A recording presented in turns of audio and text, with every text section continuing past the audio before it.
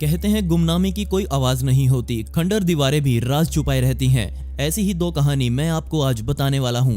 एक कहानी जो दिल्ली के प्रतिबंधित या मैं कहूँ एक ऐसी जगह की है जहां आप या मैं नहीं जा सकते। वो ऐसी ही जगहों में से एक है। जी हाँ, मैं बात कर रहा हूँ एक डरावनी जगह मालचा महल के बारे में, जो नवाब खानदान की गुमनामी का सच है। दिल्ली के जंगलों के बीच में बसा एक महल, और ये महल आज की तारीख में एक लावारिस खंडर है।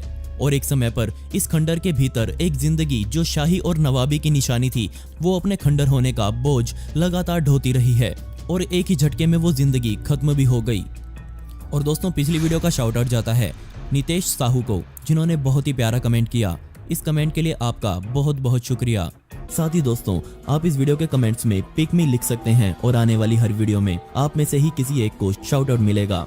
मालचा महल दिल्ली के उन जगहों में से एक है जहां लोग आज भी जाने से पहले कई बार सोचते हैं, और बाकी लोग उन्हें वहां ना जाने की चेतावनी देते हैं। इसके बारे में अच्छे से जानने के लिए हमें शुरुआत से शुरू करना पड़ेगा। मालचा महल का इतिहास 700 साल पहले शुरू होता है, और इसे फिरोज शाह तुगलक द्वारा बनवाया गया था। इसे बनवाने के पीछे सिर्फ एक ही मकसद था, और वो ये कि वो शिकार के समय यहाँ रहने के लिए आते थे। लेकिन पिछले कई दशकों से यहाँ अवध के नवाब वाजिद अली की पड़पोती बेगम विलायत महल अपने बेटे साइरस राजा महल और अपनी बेटी शकीना महल के साथ रहती थी। हाल ही में राजा महल का इंतकाल हुआ, और वो ही इस महल के आखिरी वारिस थे। उनके जाने के बाद फिर किसी ने इस महल में आने की कोशिश नहीं करी। ये इतनी वीरान है कि शाम के समय यहाँ से कोई जाने की हिम्मत नहीं कर सकता। आसपास के लोग बोलते हैं कि रात में उनको यहाँ कुत्तों के भौंकने की आवाज के साथ साथ किसी के रोने की आवाज भी आती है। बेगम विलायत महल की मौत सन 1983 में हो गई थी, और आप शायद विश्वास न करें, पर बेगम की मौत के बाद उनकी लाश 10 दिनों तक पढ़ने लिखने वाली टेबल पर पड़ी रही थी, और उनके बच्चे रो रो कर उनकी मौत का मातम मनाते रहे। अब लोगों को इस महल से कोई आवाजाही नहीं दिख रही थी, तब सभी ने इसका फायदा उठाने का सोचा। सभी को यही लग रहा था कि विलायत महल में जरूर बेशुमार खजाना छुपा होगा। और फिर 24 जून 1994 का दिन आया, जब कुछ लोग उसी घर में खजाने की तलाश में घुस गए। तब वो दोनों भाई बहन अंदर ही थे, और इतने लोगों को आता देख वो बुरी तरह डर गए। साथ ही उन्हें यह भी डर था कि कहीं ये लोग खजाने के चक्कर में उनकी माँ की कब्र ना खोद दें। उसके बाद मौका देख भाई बहन ने खुद ही कब्र खोद दी और अपनी मां की लाश को जला डाला, ताकि कोई इस मृत शरीर को नुकसान ना पहुंचा सके। जब बेगम जीवित थी तब वो वक्त था जब उनके पास 28 कुत्ते थे, लेकिन आसपास के लोगों ने उन सभी कुत्तों को जहर देकर मार दिया। इसके बाद उस घर की बुरी किस्मत शुरू हुई। मतलब अब वो घर भूतिया हो चुका था। सांप, बिच्छू, चमगादड़ जैसे जानवर उसे अपना घर बना चुके थे। जब इस घर की ऐसी हालत हुई, तब सरकार ने इसका निरीक्षण करने का सोचा, और एएसआई के एक अफसर धर्मवीर शर्मा जी को इस महल की जांच करने के लिए भेजा गया। और जब वो उस घर में तलाशी कर रहे थे, तब एक लंबा सा सांप छत के ऊपर से उनके ऊपर आ गिरा। धर्मवीर जी ने उसी वक्त कहा कि वो उस महल में कभी नहीं जाएंगे।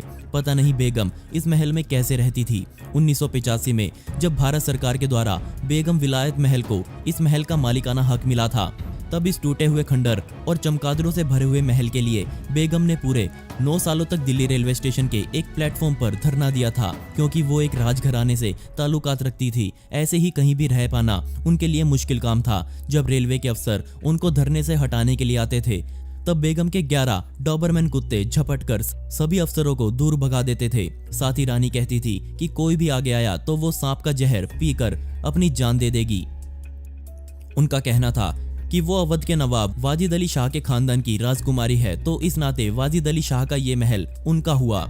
कमाल की बात ये थी कि वो ऐसे महल का मालिकाना हक मांग रही थी जिसमें ना दरवाजे थे, ना ही कोई खिड़की, बस सांप, छिपकली और खूंखार जानवर उसमें घूमते रहते थे। कहते हैं बेगम की मौत के बाद बेटी शकीना ने सिर्फ काले रंग के कपड़े ही पहने थे। कुछ साल बाद ये घर इतना भूतिया लगने लगा कि 1-2 रिपोर्टर इसकी जांच करने आए, लेकिन सभी को हैरानी तब हुई जब वो दोनों रिपोर्टर्स कभी वापस ही नहीं आए। साथ ही आपको ये भी बताता चलूं कि जब इस महल को प्रतिबंधित किया गया था, तब 4 दोस्तों का एक ग्रुप महल के अंदर गया था, और उन्होंने बाहर आकर जो बताया वो हैरान कर देने वाला था। उन्होंने कहा कि हमने अपनी आंखों से एक औरत को देखा था जो महल में घूम रही थी, और बार बार कुत्तों के भौंकने की आवाजें आ रही थी। बर्तन अपने आप गिर रहे थे। मालचा महल के आखिरी वारिस रियाज ने अपनी सारी जिंदगी वहीं गुजारी, और गुमनामी की जिंदगी ऐसी कटी कि अंत दिनों तक राजा के पास खाने के लिए कुछ नहीं था। बस भूखे पेट ही उनकी जान चली गई। कई अफसर और नेताओं ने उनसे वादे किए, पर सबके बयान झूठे थे, सबके वादे झूठे निकले।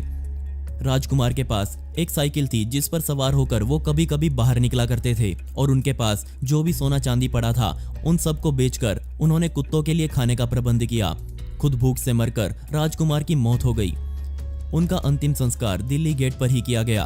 बीबीसी के एक रिपोर्ट के अनुसार राजकुमार ने रिपोर्टर से एक इंटरव्यू में कहा कि उनको विश्वास है कि वो अपनी बहन से पहले मरेंगे और राजकुमारी परंपरा का पालन करते हुए मरेगी। रिपोर्टर ने पूछा कि अगर राजकुमारी पहले मर गई तो वो क्या करेंगे, तो इसका जवाब उन्होंने कुछ नहीं दिया। और फिर सकीना राजकुमारी ने कहा कि मुझे एक रिवॉल्वर दो, तभी वो इंटरव्यू देगी। इंटरव्यूअर ने रिवॉल्वर नहीं दिया, इसलिए कैमरे पर ये इंटरव्यू नहीं हो पाया।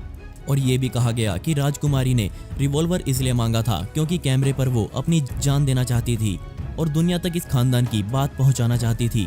आज की तारीख में दिल्ली में सरदार पटेल मार्ग के करीब 1 किलोमीटर अंदर घने जंगलों में मालचा महल वीरान खंडर और लावारिस अवस्था में खड़ा हुआ है। दोस्तों, अब आप मुझसे इंस्टाग्राम पर जुड़कर मुझसे डायरेक्ट बात कर सकते हैं और अपने सुझाव और विचार मुझे वहां बता सकते हैं। मैं हर एक किसी का रिप्लाई करने वाला हूं। तो डिस्क्रिप्शन में दी गई आईडी पर या फिर स्क्रीन पर आ रही आईडी को सर्च करके आप मुझसे डायरेक्ट इंस्टाग्राम पर जुड़ सकते। रुके अभी वीडियो खत्म नहीं हुई है। अगली सच्ची कहानी मैं सन 1976 की बताने वाला हूँ। शिकागो शहर में रॉबर्ट नाम का एक व्यक्ति अपने घर में रहता था और उस घर का नाम था द सिल्वर ओक।